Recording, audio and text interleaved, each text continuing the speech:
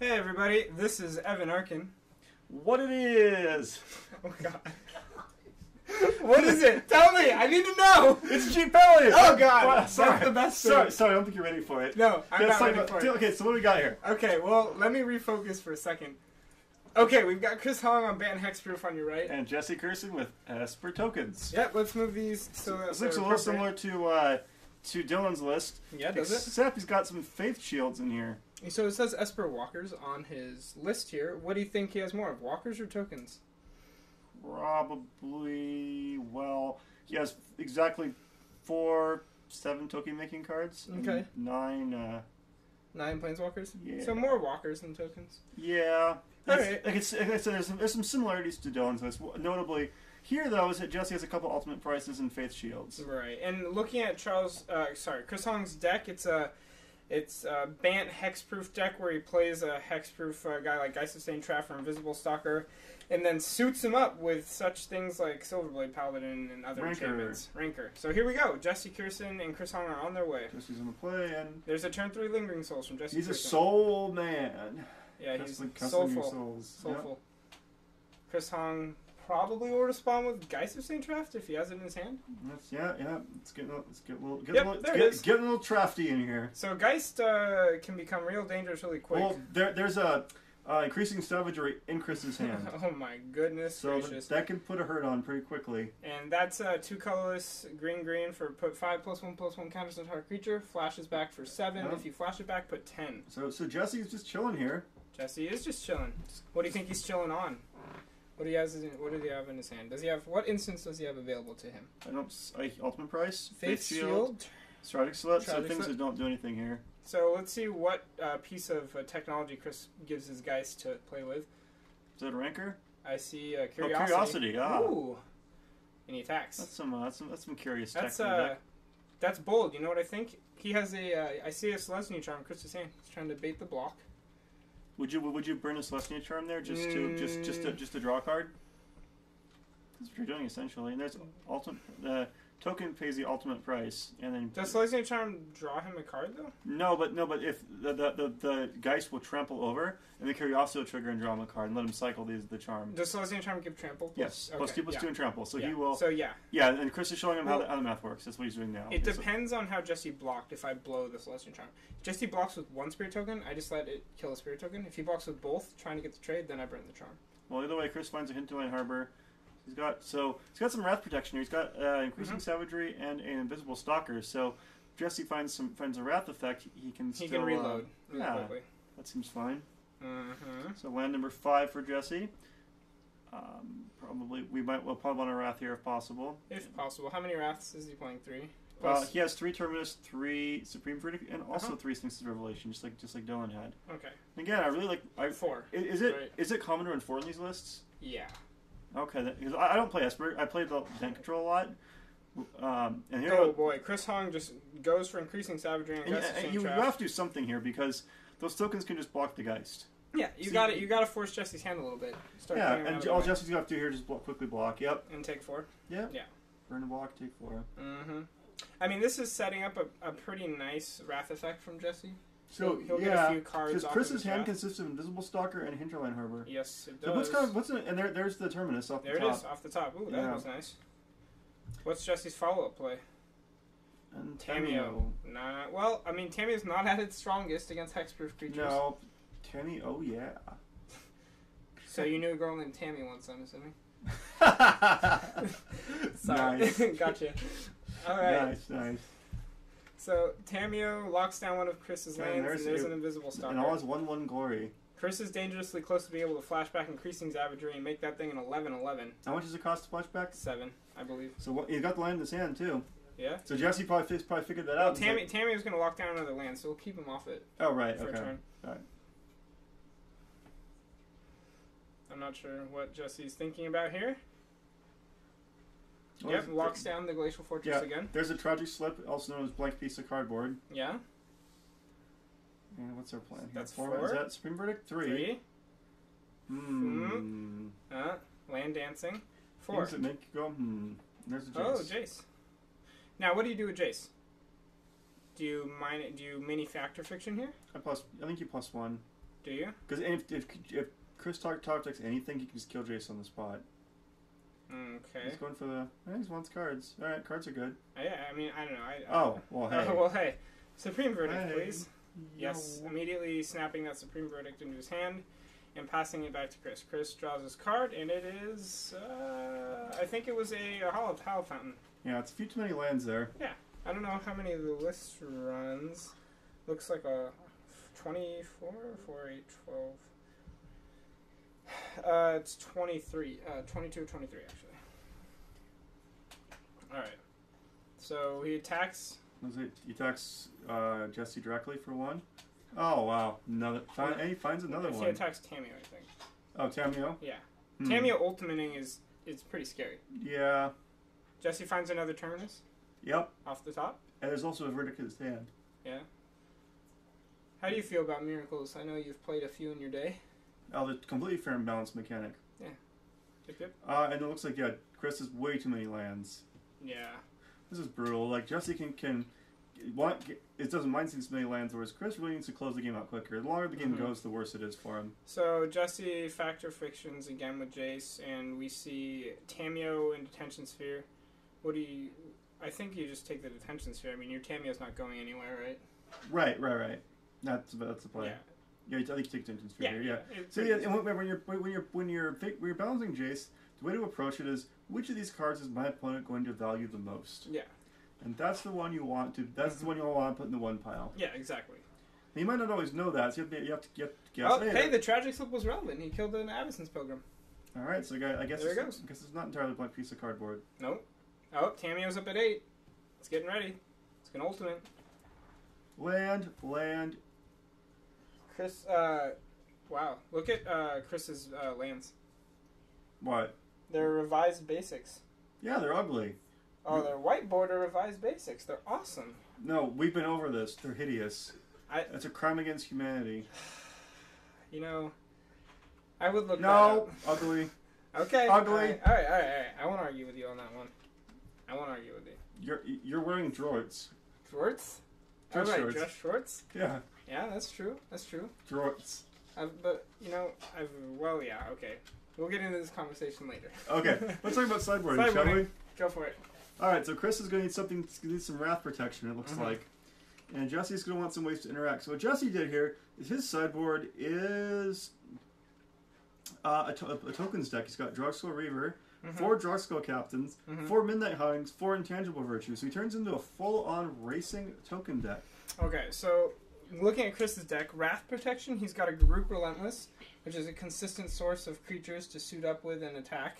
So that'll probably be coming in. Are there Nevermores in his list? No, there are not Nevermores. There are Resting Pieces. So the cards that he's definitely going to bring in are his 1 of Negate, his 1 of Garruk Relentless, and then... Oh, there are Nevermores. You're right. Yeah. His 2 Nevermores. So you bring in Nevermores. Name Terminus or Supreme Verdict, depending. Supreme Verdict. And then the question is, do you bring in Rest in Peace against Lingering Souls? No. Because the only thing that card is doing is hitting like the flashback Lingering Souls. It's not good enough. So yeah, he's going to be sideboarding in 1 Negate, most time 2 Nevermore, and 1 Garruk Relentless. Now, some lists play Rootbound Defenses, things like that, too.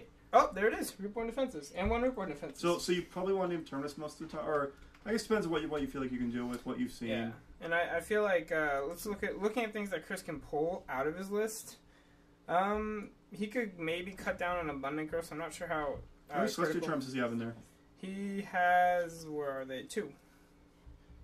What do you think about cutting the charms? Yeah, they'll probably come out. Yeah, I would. I mean, the thing is that they're another threat if they need to be. Against. Okay. But what else would you cut then? I'm not sure. I haven't really played this deck very much. Increasing Savagery is really, really powerful. Not the best piece of technology against sweepers, but I think it stays in just because of how explosive it is. You know, I'm interested to see how he sideboards. I'm not familiar with enough of this list. So the question with Jesse is, do you go on with the token strategy or not? It looks like I see that he is going for it. It looks like he brought Midnight Huntings. So he's going for the... So there's a lot of... That makes some sense, because there's a lot of cards here that aren't very good in the matchup. Like, Sever the Bloodline's bad. Tragic Slip's not very good. Ultimate Price isn't all that good.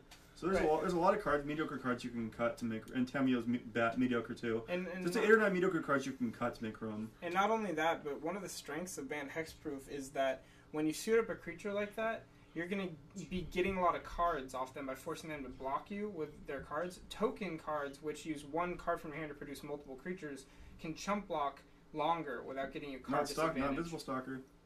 No, not Invisible Stalker. But you're absolutely correct. But yeah, it makes sense because Jesse Cyborg consists of a tokens deck. So I can see wanting to get rid of all these sweepers and clunky removal spells. And the Attention Sphere does say because it gives you a way to interact with the enchantments. Yeah, I agree. And then I keep the Wraths in, of course. Of course. And yeah. like just Tameo might come out.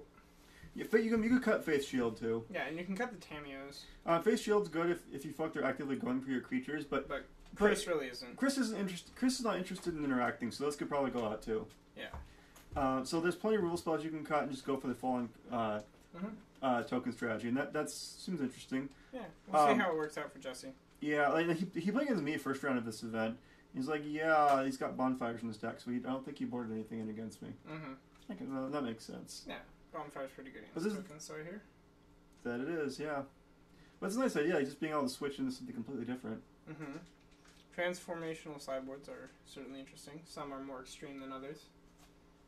This one is probably middling. Right. Let's see what we've got. I see 2 Supreme Verdicts and lands on Jesse's side. So what, a snap keep? That's the actual hand. Yeah, and that's a snap keep for Jesse Kerson. No, yeah. Oh yeah, you snap that off immediately. Oh yeah, that's a good keep. Chris leads off with Absence Pilgrim. He goes never more Supreme Verdict, and Jesse's like, dagger. Daggers. Chris Hong has the Absence Pilgrim deciding what land to play. There's the... Is this... Oh, Soulblind Paladin. And it does not look like he paired, which is smart, because he's going to be looking to get that paired with another creature. Oh, yeah, Miracle Terminus off the top. Woo! Wow. That's a miracle. Yeah. That's a nice one. Nice little 2-for-1. Jesse's setting himself up well. There's an Abundant Growth for Chris, so he didn't cut them. And there he takes 2 off of his Hollow Fountain, and he's probably going to play an Invisible Stalker? That was what it looks like, yeah. Yeah. Let's see it.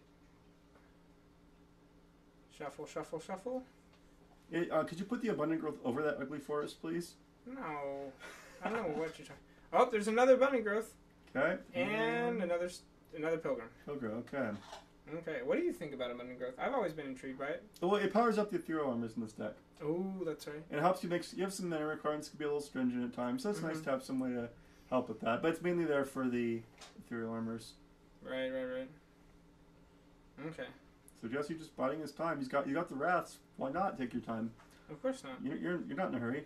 It's not waiting for a bus. No, Jesse's not in a hurry. Now Chris, however, is in a hurry because again, like we mentioned before, the long game favors Jesse. Yeah, the longer this game goes, the worse it gets for him. And he's flipping his cards so quickly, it's hard for me to tell what he's got. I know he has Invisible Stalker and Ethereal Armor, but there's guys who've seen trap.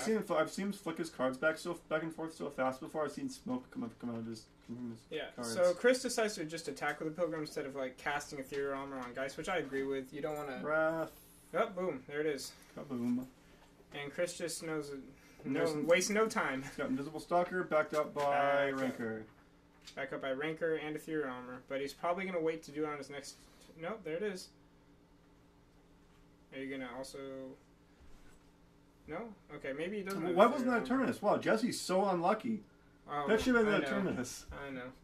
Running the worst. I can't believe how unlucky he is. You should teach him to complain better. Yeah, he should complain loudly in our forums. Okay. Just about how unfortunate he is. I mean, I feel bad right here. There's Jace. And so interesting. Plus or minus? He's plussing. Yeah. So interestingly here, because what happens if you minus, he just strip kills it. So there is an Ethereal Armor in Chris Hong's hand. And the nice thing is that this does induce Chris to commit more to try to kill the Jace. Well, that's one of the advantages of Jace. Yeah, and in all honesty, this is like that Jace is like an Admiral Akbar. So I think that if he casts Ethereal Armor and equips it to Stalker, he can kill Jace. Yes. Yeah. There's also a Silverblood Paladin in his hand, so we can kill either way. Ooh. Which, I mean... Do you think you just go for his life total then, if you've got Silverblood Paladin and Ethereal Armor here? Yep. Pair it. And is he not going to equip the Ethereal Armor?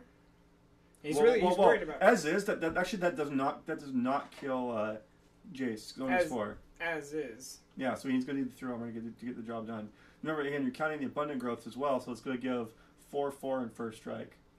Right. So now the question is... Right, but there's a ranger on it. Right, because I'm saying Chris is thinking now, do I commit the ethereal armor and try to kill Jesse in 2 turns?